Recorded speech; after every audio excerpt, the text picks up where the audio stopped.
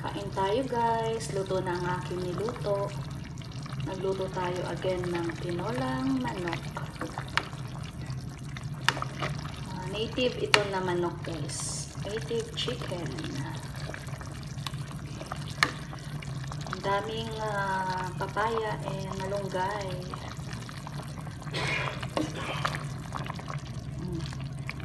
Kain na. Sarap na naman. Ang ating kain ngayon. Higop tayo ng sabaw guys. Meron ako ditong native chicken. Tinola. And tingnan nyo guys. Oh. Ito yung favorite ko.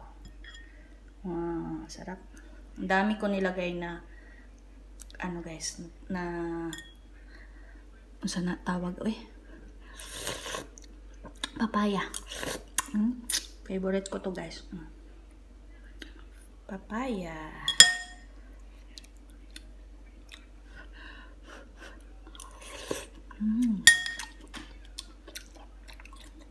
Sarap. Meron tayo ditong balon-balunan.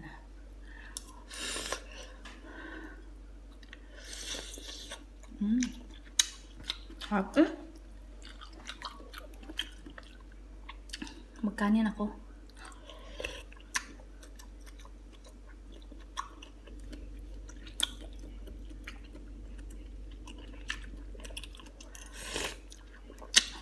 Sarap. Papak muna ako saglit guys kaya mamaya magkakanin ako. Sarap kasi higupin ang sabaw pag bagong luto pa. Sarap ng malunggay guys. Kain tayo lagi ng malunggay para healthy. Pakondisyon ni guys. Pakondisyon. Lamig kaya ang panit sa kuan native nagpa-oil sa kuan sabaw. The best talaga pag native chicken ang hinalo sa tinola ay ang ginawang tinola.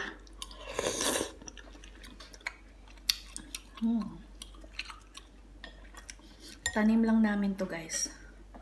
Ang papaya and the malunggay. Fresh na fresh from punuan.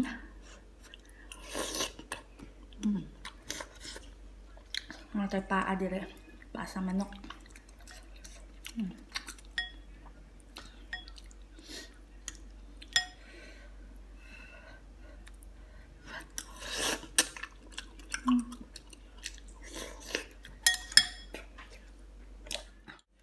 So magkanin tayo.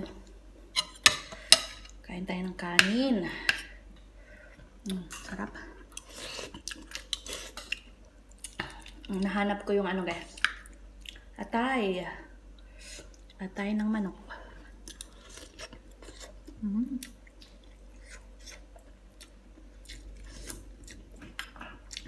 Harap ng atay guys.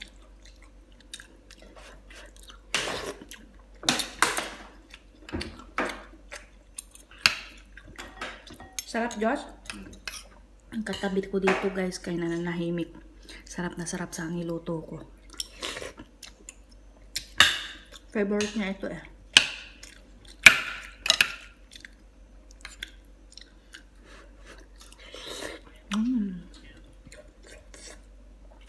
The best talaga pag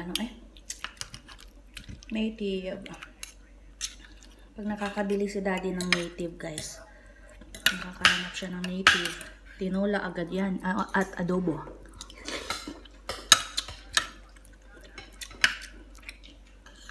O di naman kaya kotanghon soup.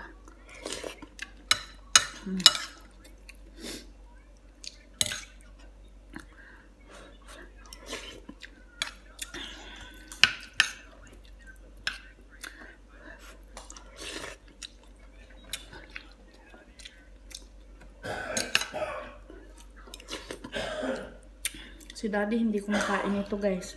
Kaya kami lang ang nakain ito. Ang dami ng niluto ko. Hanggang bukas pa yun.